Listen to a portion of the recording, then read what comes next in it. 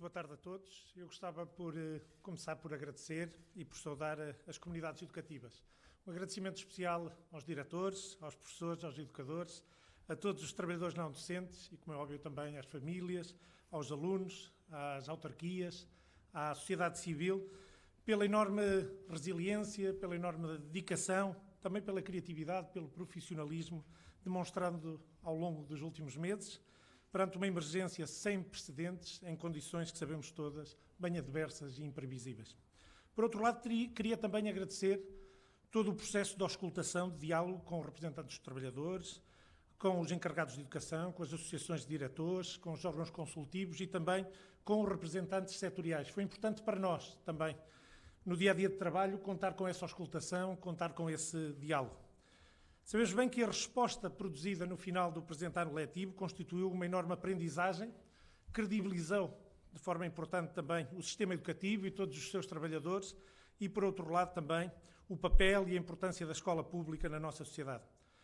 Temos todos necessariamente, depois deste terceiro período, mais experiência acumulada e capacidade de lidar, tanto individual como coletivamente, com este surto epidemiológico. E estamos agora a preparar o início, e não uma resposta de emergência ao final do ano letivo, mas o início deste novo ano letivo, pelo que a calendarização da atuação teve a devida auscultação, ponderação e também amadurecimento.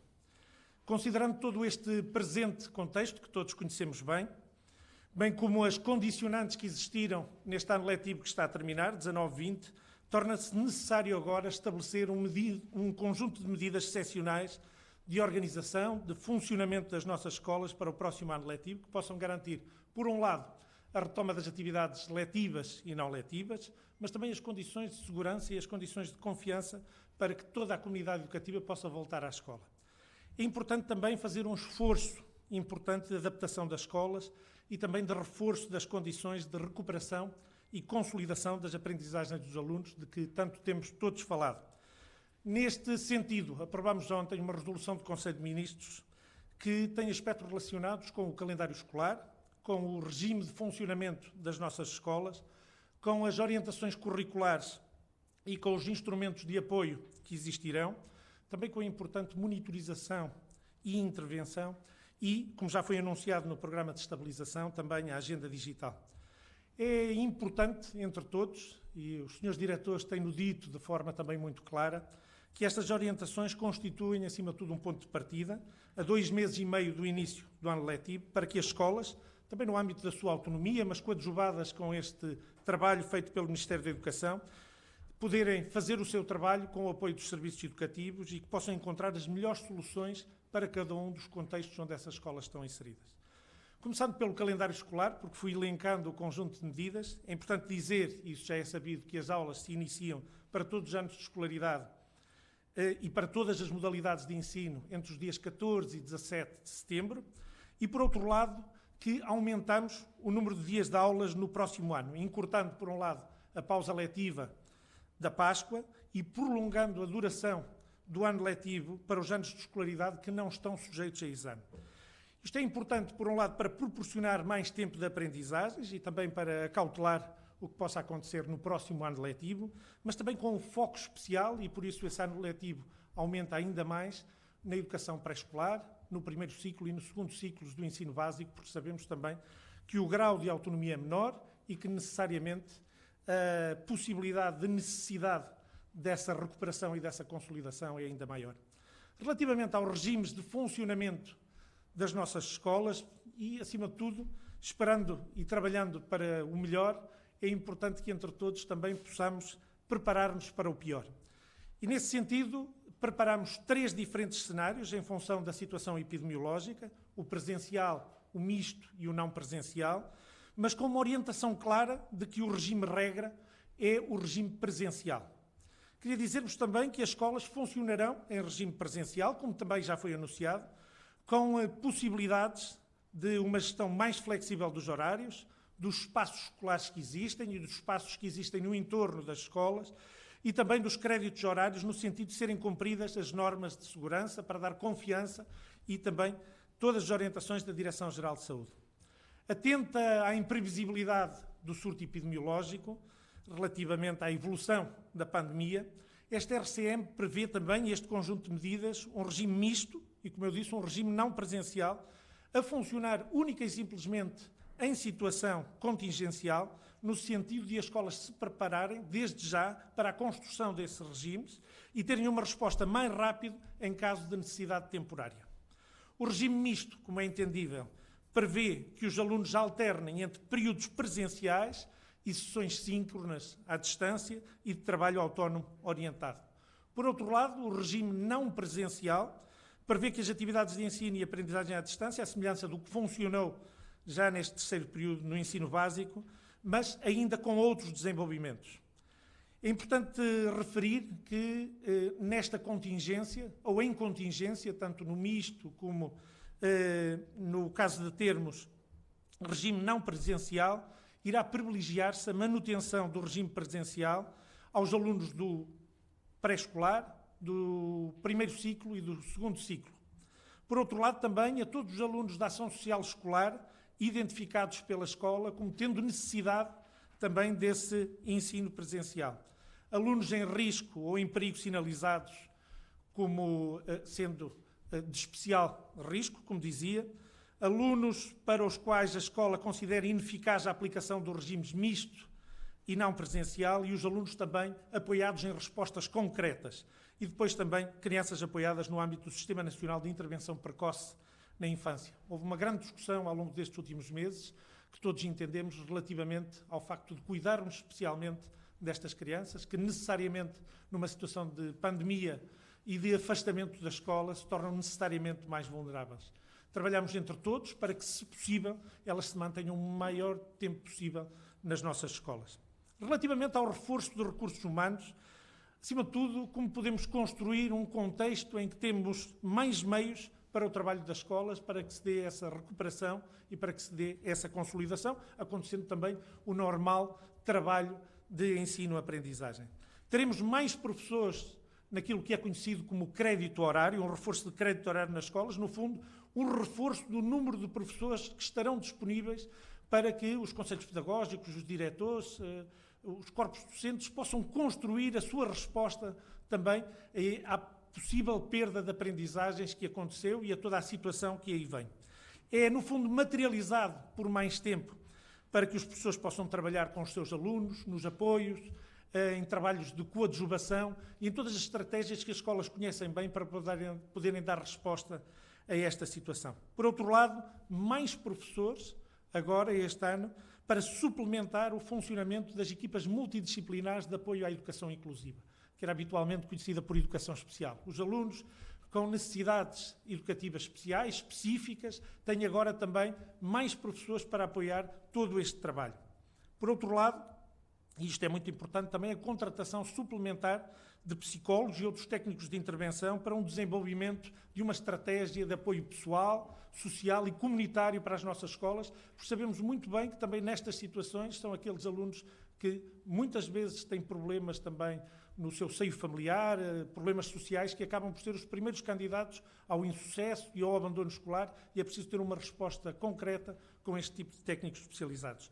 E depois, também já foi anunciado, um reforço das tutorias, do apoio tutorial específico. Se todos se recordam, existia para os alunos do segundo e terceiro ciclo e agora temos alunos do segundo e terceiro ciclo, aqueles que reprovaram no ano passado, mas também os alunos de secundário que reprovaram no ano passado. Além de todos aqueles que já estavam dentro do apoio tutorial específico, introduzimos agora também todos os alunos que reprovaram no corrente ano letivo que está agora a terminar, vão ter apoio suplementar de 4 horas por semana com um professor tutor para os acompanhar nas matérias, mas também para serem a ligação ao diretor de turma, para serem, de certa forma, também um motivador, para trabalhar com a assiduidade desses alunos e para nos precavermos também aqui de situações de possível abandono e de insucesso escolar reiterado.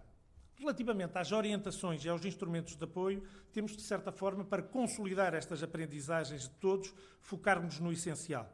E, nesse sentido, vai haver um trabalho sistematizado de enfoque no perfil à saída das aprendizagens, dos alunos à saída da escolaridade obrigatória e nas aprendizagens essenciais para cada ano de escolaridade. Se bem se recorda, o Ministério da Educação, juntamente com a Academia, com as sociedades científicas, com as associações de professores, desenvolveu para cada uma das disciplinas de cada um dos anos letivos aquilo que é conhecido como as aprendizagens essenciais, e estes serão o foco na construção do currículo no próximo ano letivo.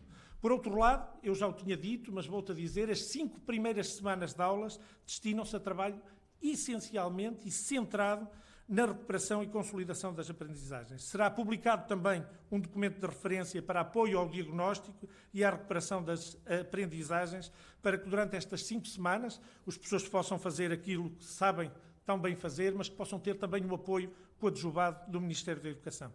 Por outro lado, um reforço importante da formação de professores sobre avaliação, sobre tutoria e também em competências digitais e sobre metodologias de ensino não presencial, como aconteceu, aliás, este ano letivo, que agora será reforçado.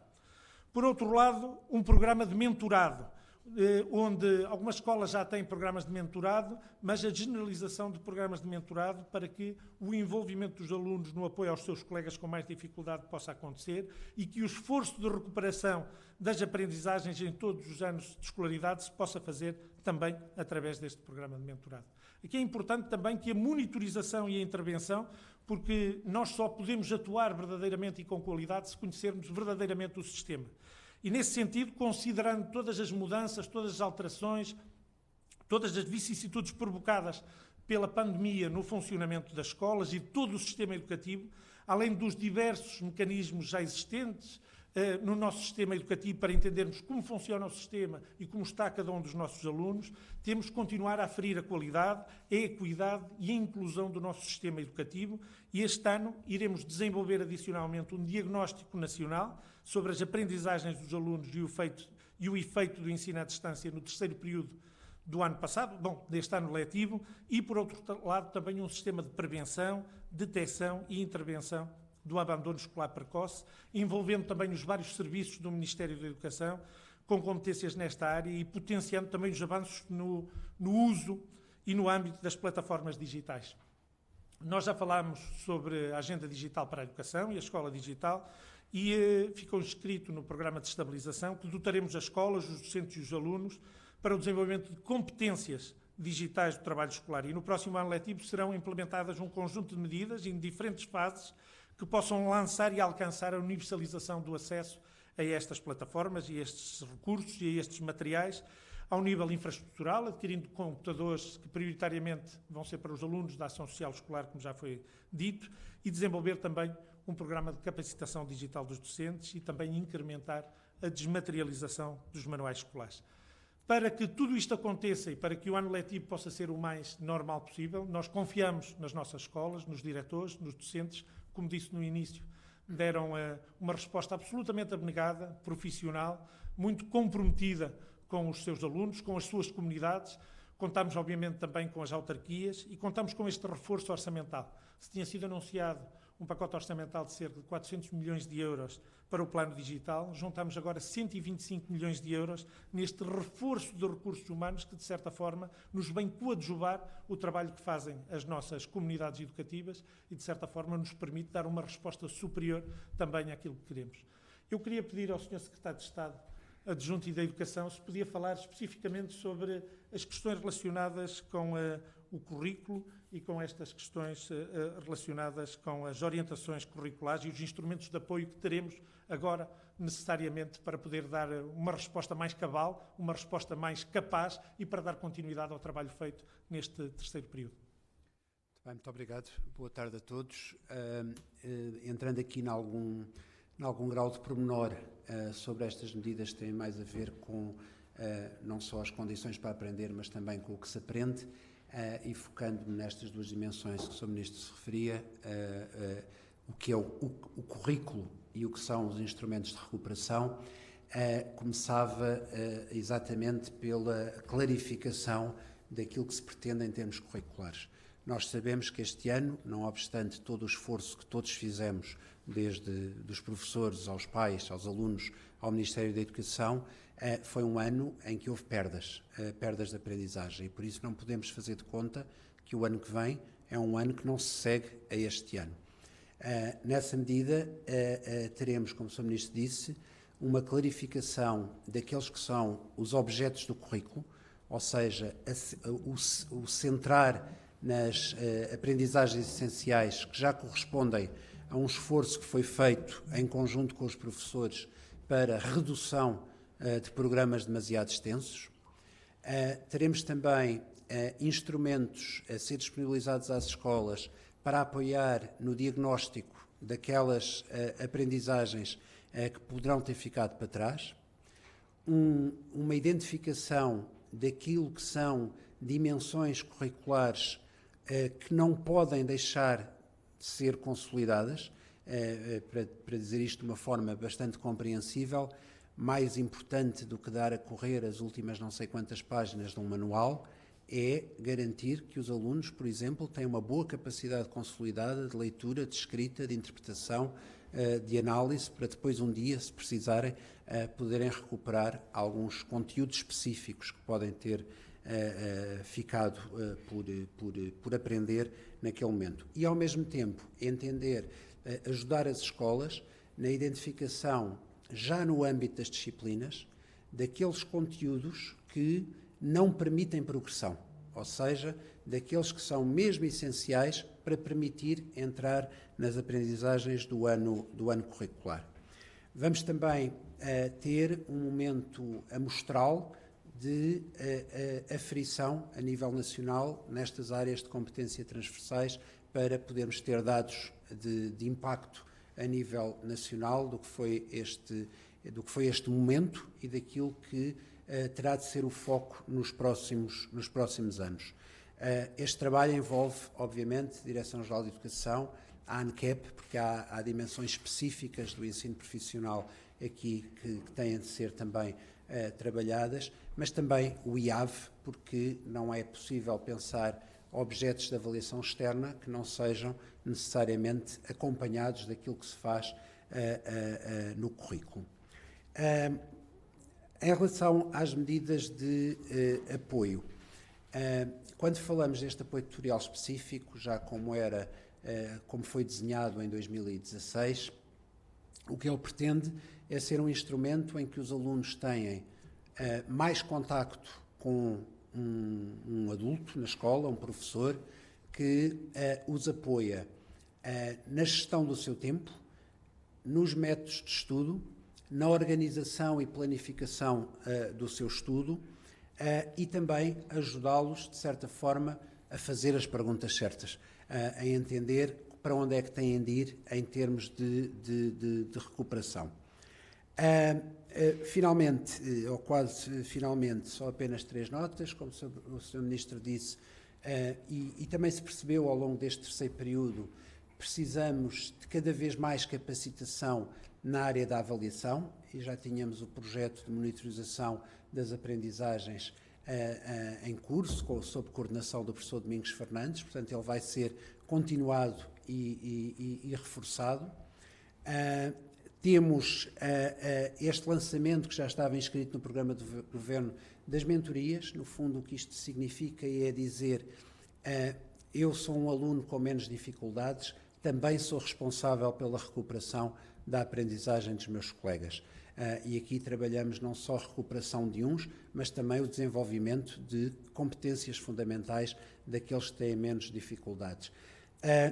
E, finalmente, teremos também uma equipa do Ministério da Educação especialmente dedicada a apresentar uma estratégia e indicadores a nós, a equipa governativa, sobre soluções para prevenir um aumento do abandono escolar precoce, tendo em conta as circunstâncias que estamos a viver, em que em períodos de confinamento se torna ainda mais difícil chegar a alguns alunos. E nesta convicção, que foi dita, e termino aqui, pelo Sr. Ministro, de que há grupos que são particularmente vulneráveis, há grupos para quem metodologias à distância são muito menos eficazes e que isso constituiria um agravar de desigualdades, como já aconteceu neste momento, e por isso é para esses que queremos mesmo que a escola, na medida do possível, nunca feche. Muito bem, muitíssimo obrigado. Estamos disponíveis para questões. Eu agradecia que se identificassem também. Eu estou a ver os logotipos dos meios de comunicação social e é mais fácil, nesses casos, identificar os jornalistas, nem em todos os casos.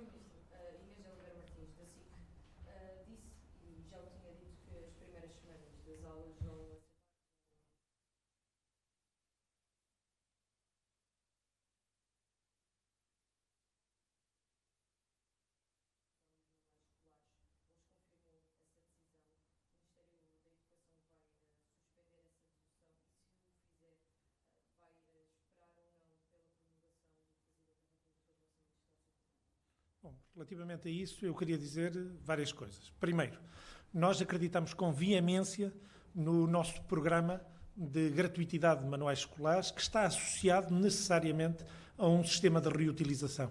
Para tornar este sistema de gratuitidade financeiramente, orçamentalmente sustentável e também ambientalmente também capaz, digamos assim, e para que possa dar também um exemplo relativamente ao que é o objeto livre, à sua utilização e também à formação cidadã dos mais novos, é importante que exista, associada à gratuitidade, a reutilização. Por outro lado, o Governo entende também que a norma travão deveria ser, obviamente, sempre entendida como a cumprir durante todo este Orçamento de Estado suplementar. E, nesse sentido, o CDS-PP resolveu, de certa forma, apresentar uma proposta que foi aprovada primeiro na especialidade e agora na generalidade e, obviamente, que o Governo cumprirá, tendo todas estas questões, sabendo que, de certa forma, o facto de orçamentalmente e financeiramente toda esta operação implicar agora uma dotação de cerca de 150 milhões de euros que não estavam previstos, nem ficaram previstos no orçamento suplementar, obviamente que nós entendemos bem a separação de poderes e entendemos bem aquilo que o orçamento decide e, nesse sentido, obviamente que nós vamos cumprir o orçamento de Estado suplementar que foi aprovado na Assembleia da República. Quero dizer algo muito importante. Aquilo que tínhamos vindo a construir era um sistema de gratuitidade dos manuais escolares que tinha sustentabilidade, que tinha também uma questão pedagógica associada e que o alargamento no ano letivo 19-20 para o terceiro ciclo e o ensino secundário, se bem se recorda, tínhamos começado em 16-17 com o primeiro ano e depois fomos paulatinamente subindo até termos toda a escolaridade obrigatória e a ter neste ano o ano mais importante no que toca à reutilização. Praticamente todos os livros do terceiro ciclo e do ensino secundário iam poder ser reutilizados este ano. São alunos muito mais maduros, são livros que praticamente não têm nenhum tipo de preenchimento e íamos ter claramente uma grande reutilização. E nesse sentido é muito complexo que, de certa forma, exista um revés para este programa de reutilização. Em todo caso, cumpriremos o que o Parlamento disse e, acima de tudo, o que eu quero dizer é que entendemos que a reutilização deve ser um valor por si mesmo na gratuitidade dos manuais escolares. Só não entendi muito detalhe. Vai esperar pela promulgação ou não do Presidente?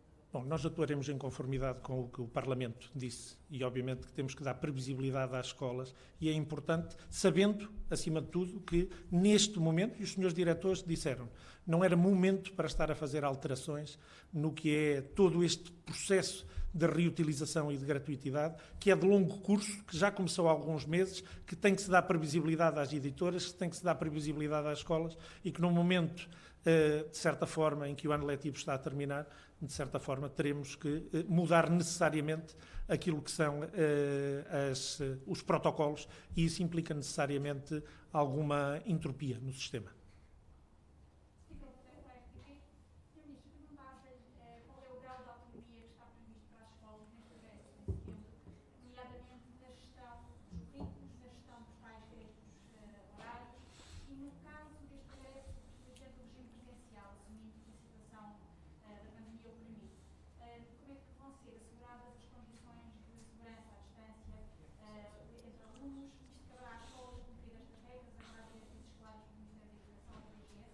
Bom, tanto tudo aquilo que eu aqui elenquei, como as regras da DGS, já seguiram neste momento para as escolas. estão neste momento a chegar às escolas, como é também prática no Ministério da Educação, disponibilizar às escolas atempadamente também toda a informação. Assim aconteceu ao longo de todo este período em que as atividades letivas e não letivas estiveram interrompidas. Houve articulação com as escolas e, obviamente, existe um conjunto de medidas que eu aqui elenquei por parte do Ministério da Educação que têm que ser coadjuvadas pela autonomia das escolas. Sabemos bem que é importante manter um denominador comum no que toca às aprendizagens, no que toca inclusivamente às orientações curriculares e por isso disse que o foco principal este ano relativamente a essas matérias será necessariamente o perfil dos alunos e também as aprendizagens essenciais, mas depois, obviamente, que teremos que dar às escolas a possibilidade de se organizarem, de se flexibilizarem, de flexibilizarem horários, de flexibilizarem espaços e seria, de certa forma, contraproducente, até paternalista da nossa parte, se nós daqui lançássemos para cada uma das mais de 5.500 escolas no país regras para que elas se orientassem. O que damos são orientações e regras claras relativamente ao currículo, relativamente aos recursos humanos que agora tem, nomeadamente todo o tempo agora que tem para as tutorias, mas também os novos recursos que tem através do crédito horário, que queremos que seja, e assim também o dizemos nos normativos, que seja dedicado à recuperação e à consolidação das aprendizagens, principalmente aquelas que se viram comprometidas ou que possam eventualmente ver-se comprometidas pelo surto epidemiológico. Isto é, as escolas continuam a ter, porque o despacho da OAL que estava em vigor continuará em vigor, todos os recursos humanos que já tinham até aqui.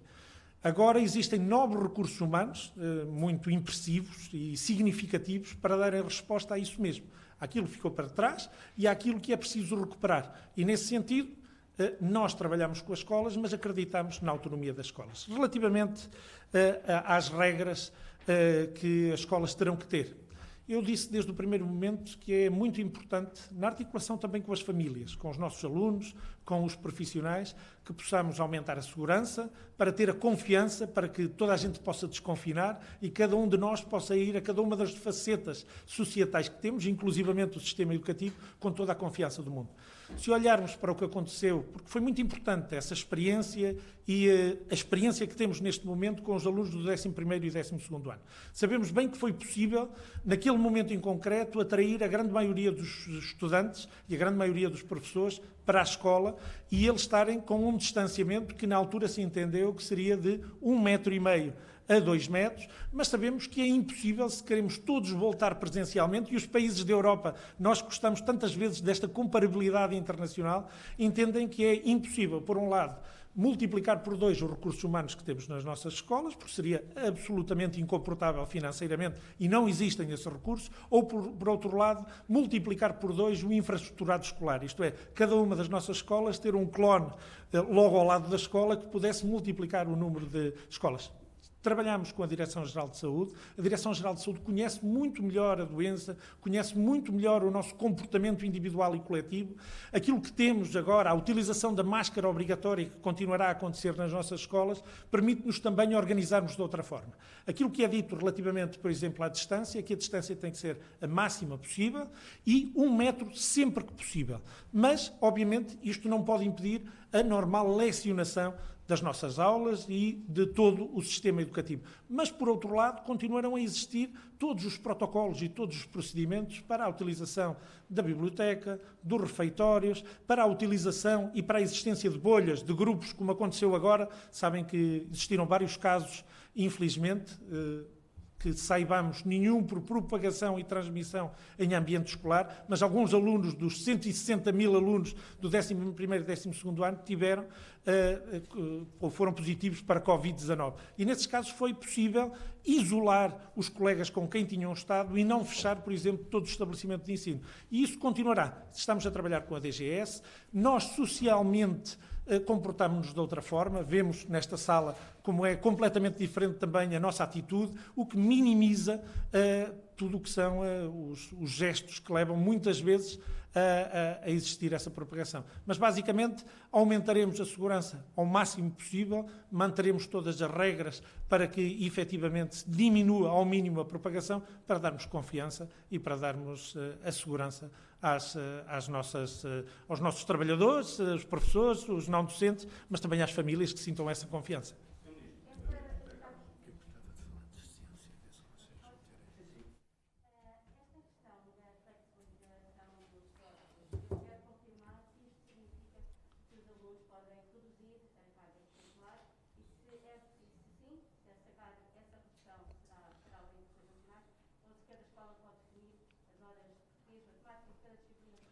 Não, os horários existem tal como são e o retorno à escola será com a normalidade que todos queremos.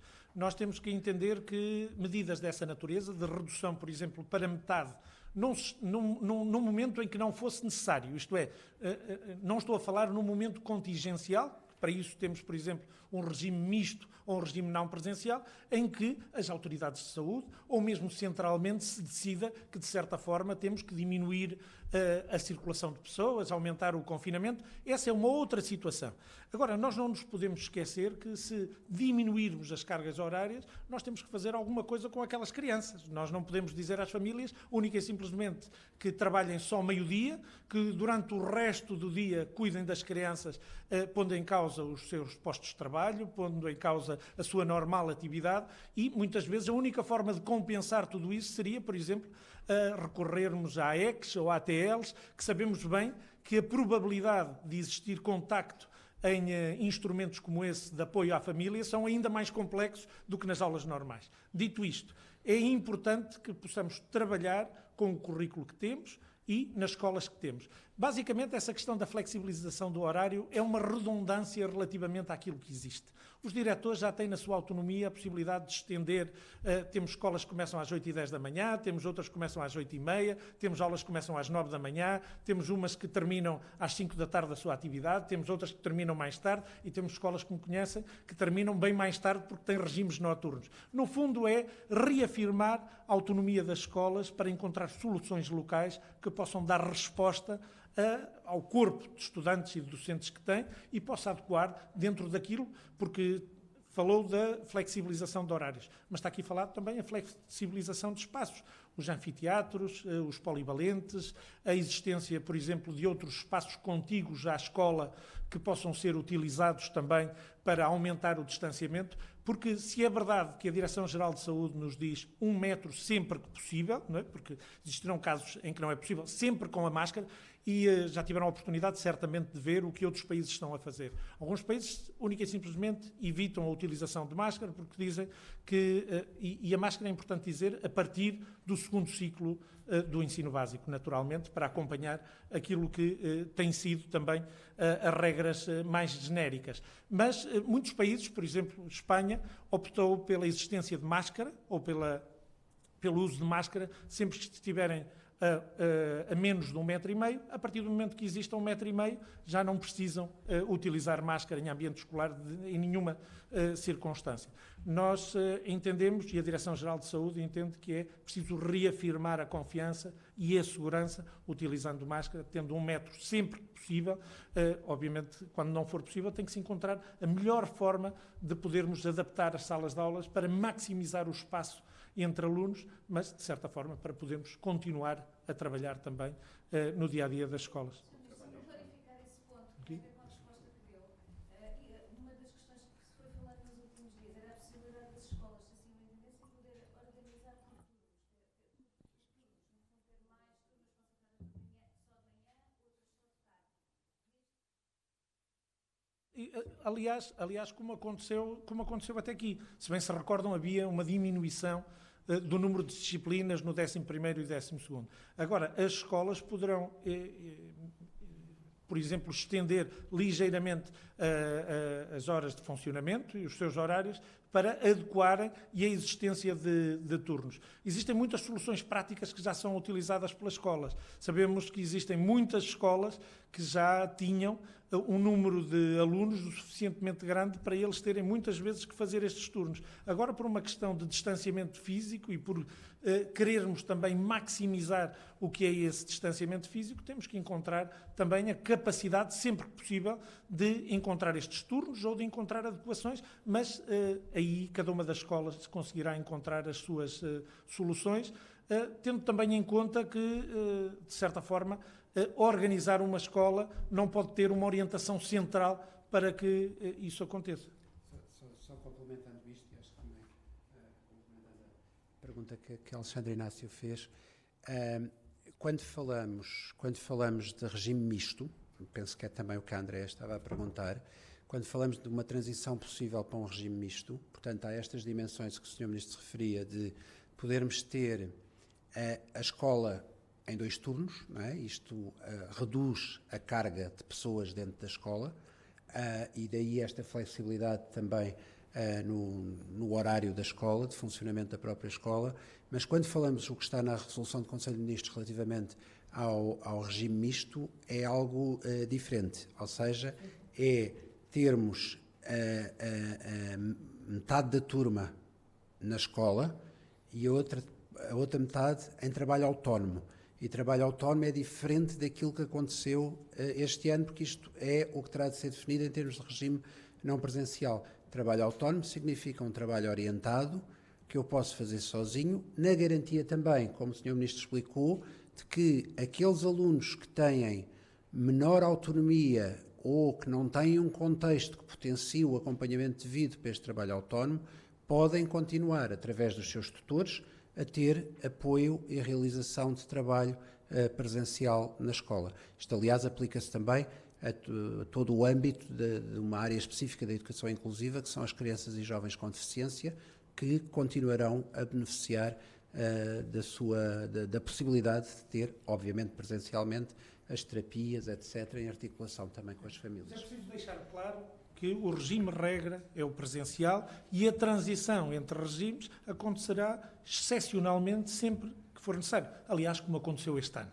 Este ano passamos de um regime presencial para um regime não presencial, de forma nacional, porque assim foi necessário. E depois passamos, num dos casos também, a regime presencial, no caso da educação pré-escolar, e passamos, no caso do 11º e do 12º, em algumas escolas, a um regime única e simplesmente presencial. Acabou sempre por ser misto, porque algumas disciplinas estavam a ser dadas à distância, mas mesmo em algumas escolas, pelas contingências que existiam, mesmo nas disciplinas que eram presenciais, tiveram, em alguns casos, também um regime misto. E, obviamente,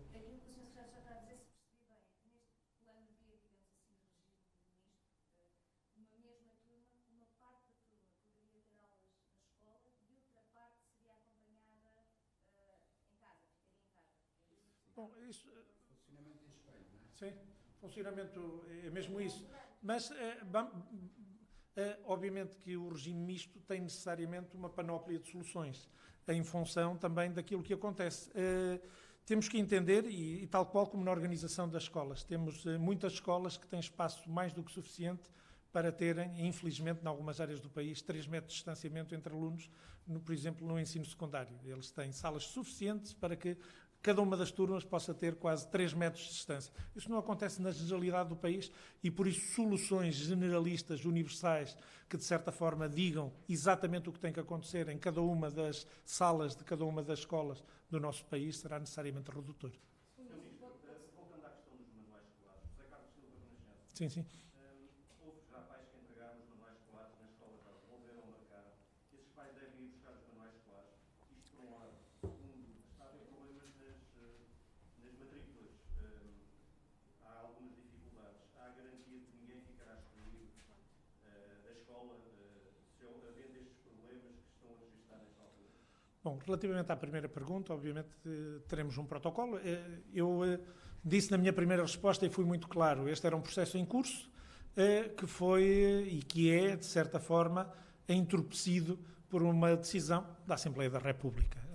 E, nesse sentido, é importante que agora exista um plano para poder, de certa forma, coadjuvar ou compaginar aquilo que nós estávamos a fazer com aquilo que foi decidido na Assembleia da República e as escolas serão informadas oportunamente, acima de tudo, para que ninguém fique lesado em todo este processo. Relativamente às matrículas, obviamente que todos os estudantes se poderão matricular.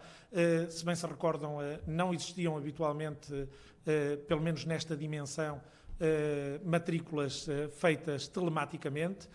Os concursos de professores também não eram habitualmente, e muitos dos processos iniciais, este ano foram implementados muitos destes processos. Aconteceu especificamente um evento no final do mês, quando terminavam as matrículas do pré-escolar e do primeiro ciclo, com a notícia de que se daria mais um dia de matrículas e que levou um conjunto muito exagerado de pais dos outros anos letivos a pensar pelas notícias, pelo que foi noticiado, de que as matrículas de todos acabariam naquele dia, e isso levou a um efeito dominó de acesso à plataforma, que está também a ser trabalhado para ser regularizado, mas, de certa forma, isto permite que as escolas, neste momento, não estejam cheias de centenas ou milhares de pais, com todos os riscos associados, e que, de certa forma, possamos ter também à distância estas matrículas, mas, obviamente, que teremos que trabalhar para normalizar essa situação. Bom, neste momento, o que eu queria dizer é que o prazo é no dia 12 de julho. E nesse sentido, oportunamente, se existir necessidade neste momento. Deixa-me só confirmar, do pré-escolar e primeiro ciclo já termina no dia 1, é isso? Como? Do pré-escolar e primeiro ano? Sim, as matrículas propriamente ditas, porque estas são renovações de matrículas. São renovações e tiveram, é preciso dizer, tiveram matrículas relativamente ao expectável, porque nós nunca sabemos verdadeiramente o número de alunos que se vão inscrever, de quase 100%. E obviamente que todos os que não tenham feito imaginemos, novas famílias que chegam a Portugal neste momento, podem ir presencialmente às escolas fazer essa matrícula. Sr. Ministro, as escolas, como disse, não são todas iguais. A minha dúvida era se admitem que em determinadas escolas possa haver uma redução do número de alunos por turma, tendo em conta as condições da escola. E uma outra questão, como é que vai funcionar a educação física? Bom, relativamente à primeira pergunta, este governo, o governo anterior e ainda está em funcionamento, toda uma diminuição de número de alunos por turma que tem acontecido paulatinamente nos últimos 3 anos. E neste momento o número de alunos que existe em cada uma das nossas turmas é menor do que existia com a anterioridade. O que nós entendemos é que as escolas têm que funcionar presencialmente e têm que encontrar as soluções dentro das regras da Direção-Geral de Saúde para funcionar. E a análise que existe é que todas as escolas terão condições, efetivamente, acima de tudo pela utilização de máscara e da maximização do distanciamento físico, de poderem enquadrar todos os seus alunos em cada uma das salas ou em cada um dos espaços que sejam adaptados para serem salas. Temos também mais recursos humanos que poderão ajudar nas coadjuvações, no apoio, e que poderão permitir também que escolas com mais alunos possam também ter mais recursos, porque é em função também do número de turmas, essa dotação de recursos, e que possamos verdadeiramente ter uma resposta. Relativamente à educação física, aliás, como o ensino da dança e outras atividades nas escolas, elas seguirão as mesmas regras que existem para o resto da sociedade. Obviamente nós sabemos o valor incalculável que tem a atividade física para a formação dos nossos jovens. Sabemos também que é absolutamente fundamental trabalharmos entre todos para que a atividade física possa continuar, combatendo, e o desporto também, combatendo com isso também a obesidade, os riscos das doenças oncológicas, cardiovasculares, respiratórias, também todas as questões relacionadas com o trabalho de equipa que existe no desporto, e nesse sentido é importante criarmos condições para a retoma das atividades desportivas. E nesse sentido tem-se vindo a trabalhar, seguramente tem acompanhado na sociedade em geral, e tem-se feito um trabalho com a CNAPEF, com as associações do setor da educação física, para podermos também retomar e encontrar soluções em função com o que são as regras, ou o que serão as regras vigentes naquele momento para a prática desportiva e para a prática da educação física. Para ficar esclarecido, eu leio das suas palavras que há determinadas atividades na educação física que não se podem realizar. Vem-me à cabeça, por exemplo, o basquete e voleibol, que implica partilha. Bom, neste momento existem um conjunto de desportos que não se podem praticar pela sua natureza. Estão muito bem descritos, e esse confinamento das atividades esportivas tem acontecido também de forma paulatina. No início era só possível fazer alguma atividade física pessoal em grupos de 2 pessoas que eram coabitantes e foi paulatinamente foi-se abrindo a sociedade também à prática desportiva. Todos queremos que, mais cedo ou mais tarde, possamos ter atividade desportiva, educação física, desporto escolar, atividade desportiva nas AECs, mas também, obviamente, um dia, pavilhões cheios de gente a fazer desporto, quer seja ele amador, quer seja profissional. A regra fácil é que a educação física acompanhe aquilo que está a acontecer no resto da sociedade, porque os problemas de transmissibilidade e de propagação da doença acabam por ser similares. Qual é a previsão para a abertura dos concursos que vão permitir às escolas locais para os novos professores, técnicos, psicólogos? Há uma previsão? Bom, essa é uma das virtudes também da dotação destes recursos humanos, nomeadamente professores, é que a partir do momento que, através desta RCM, as escolas têm conhecimento da dotação do número de horas que têm, é através do concurso de professores. E eles são, basicamente, no início do ano, através da contratação inicial, chegarão às escolas. Acontece tal qual, isto é um reforço do crédito horário que acontecia nas escolas e um reforço das tutorias. Tanto um como o outro eram elementos e protocolos que já existiam, digamos assim, nas nossas escolas e que agora só vão ser robustecidos, de certa forma.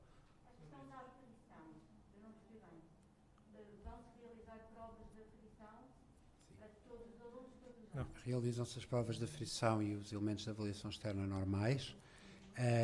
Acresce um estudo de avaliação de impacto deste terceiro período a realizar durante o primeiro período, mas de caráter amostral.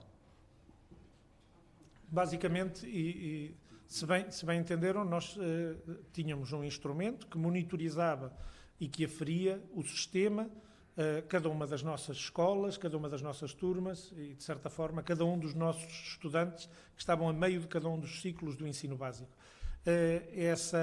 Toda essa informação foi perdida, de certa forma, pela não realização das provas de aferição. Agora temos um elemento novo. Tivemos um surto epidemiológico durante todo este tempo que acabou por fazer com que, de certa forma, as aprendizagens possam ter sido comprometidas para um conjunto de alunos. Seria impossível fazer este estudo ou amostral durante a pandemia ou durante o distanciamento destes alunos. O próximo período será o momento certo para poder fazer esta aferição e para fazer este trabalho. Alguns alunos vão fazer testes de aferição, é isso? Vão à amostra? Sim. Em que níveis de ensino? Todos? Terceiro, sexto e nono, ou seja, aqueles que teriam feito provas de aferição este ano, mas aqui com foco não tanto na disciplina A ou B, mas sim em literacias fundamentais e transversais que nos permitam ter indicadores para áreas de recuperação, não só neste ano, mas nos anos que aí vêm, tendo em conta o que se está a passar. Isso serão os critérios do IAV de dimensão da amostra, não faço a mínima ideia, o qual é um pouco como nos estudos internacionais em que participamos, não é? Em que a amostra tem de ser representativa. Basicamente temos que ter uma imagem daquilo que está a acontecer no sistema.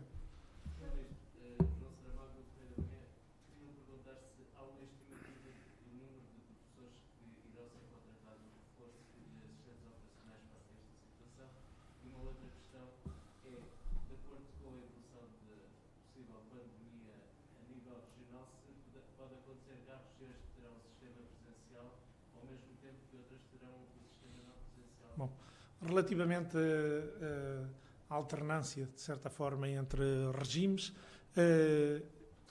basicamente não foi essa a opção que aconteceu durante este terceiro período e tudo estará relacionado, e essas decisões, em função da evolução do surto epidemiológico.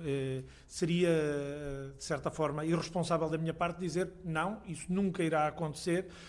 O que eu quero dizer é que a RCM não impede que isso aconteça e as nossas medidas não impedem que isso aconteça. Obviamente que isso vai ter, mais do que ser decidido por nós, vai ter que ser decidido também pelas autoridades de saúde, porque nós fechamos escolas não porque queremos, mas porque temos que dar resposta a um surto epidemiológico. E em função do nível do surto epidemiológico, teremos que dar uma resposta também com o encerramento de um serviço público tão essencial como são as nossas escolas. Outra pergunta que tinha colocado? Relativamente ao reforço do número de professores e dos assistentes operacionais, porque falou dos assistentes operacionais.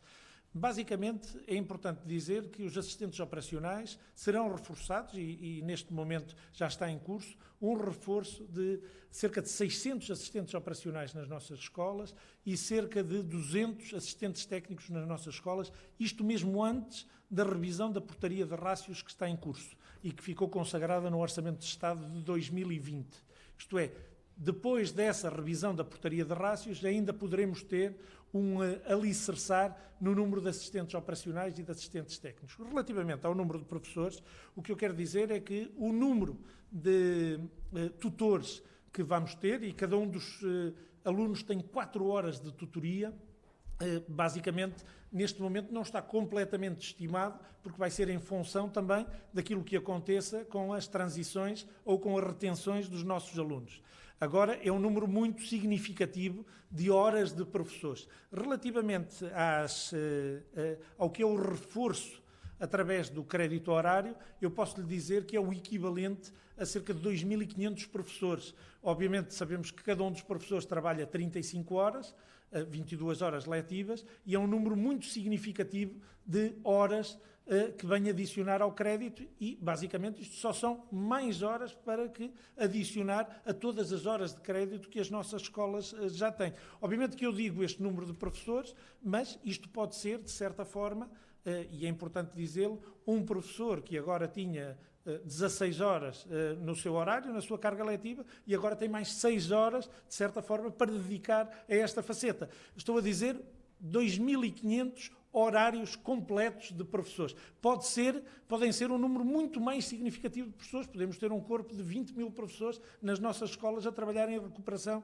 das atividades, porque podem dedicar, imaginemos, 3, 4, 5 horas do seu tempo à recuperação das aprendizagens. Por outro lado, temos a questão das tutorias, que isso sim também é um número muito significativo de professores tutores que acabam por dar resposta, agora não só aos alunos do segundo e do terceiro ciclo, também aos alunos do secundário e a todos os alunos, desde o 5º ao 12º ano, que chumbaram este ano letivo, digamos assim, ou que chumbarão, estão num processo de...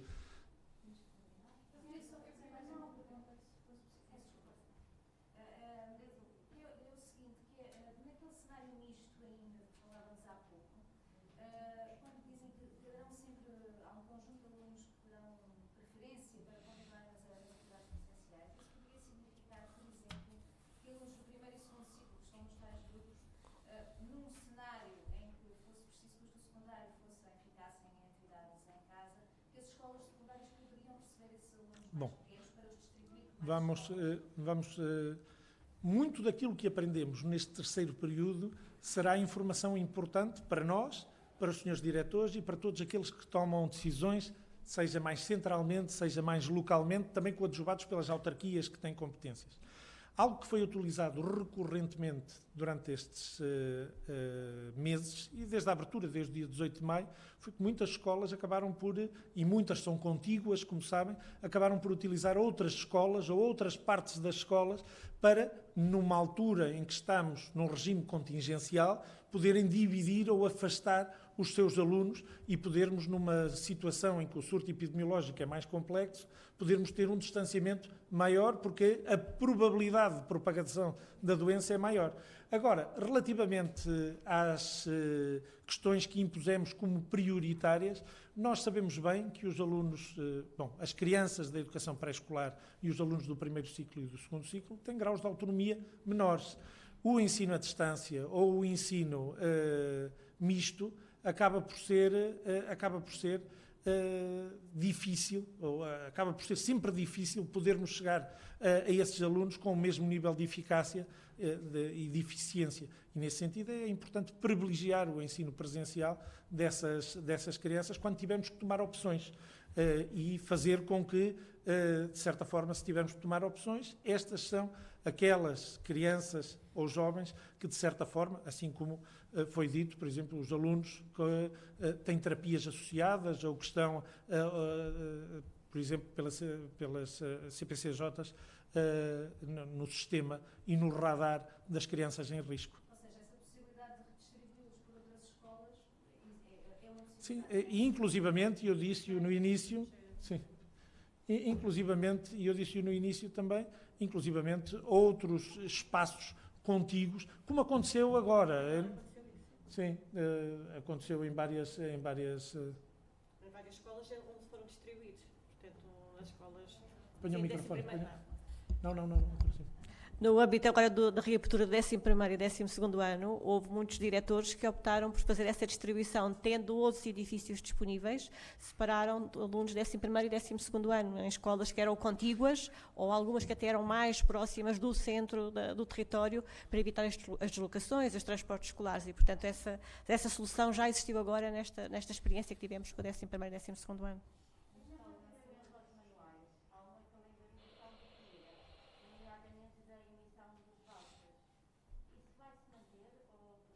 Bom, a minha resposta foi muito, Alexandre, a minha resposta foi muito clara relativamente a isto.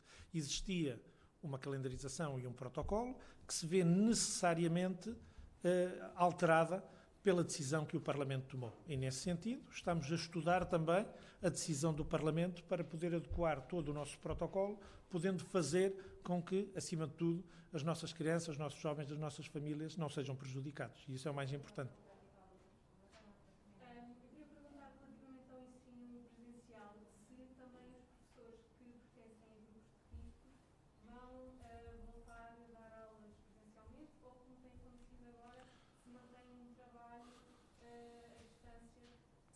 Bom, nós neste momento tínhamos um regime não presencial e, nesse sentido, era possível que esses trabalhadores de risco, de certa forma, pudessem fazer o seu trabalho à distância.